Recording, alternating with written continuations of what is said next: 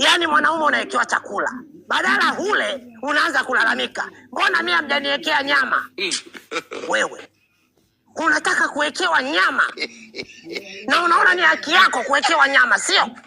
Basi sawa, wakaamua kukuwekea nyama, unaanza kulalamika, mbona hii nyama ni ndogo? Unataka nyama kubwa?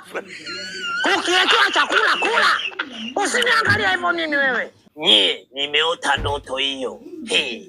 Acha kabisa. Yaani nimeota tuko mbinguni. Pale getini pale kabla hujaingia sasa kuingia huko mbinguni sasa huko. Una karai. Halafu lina mafuta, yale mafuta sijui ni ya mzaituni, sijui ni mafuta gani. Maana yanateleza. Basi bwana, ili uweze kuingia mbinguni, unaenda kwenye ile karai, unachovya ile kichwa chako hapa hivi. Kwenye paji la uso unachukua chukui. Halafu unatoa. Halafu unaangalia juu. Ukiangalia juu kuna mwanga unatoka unapiga hapa kwenye hichi kichwa hapa. Kuna mwanga unatokea tena hapo kama una reflect.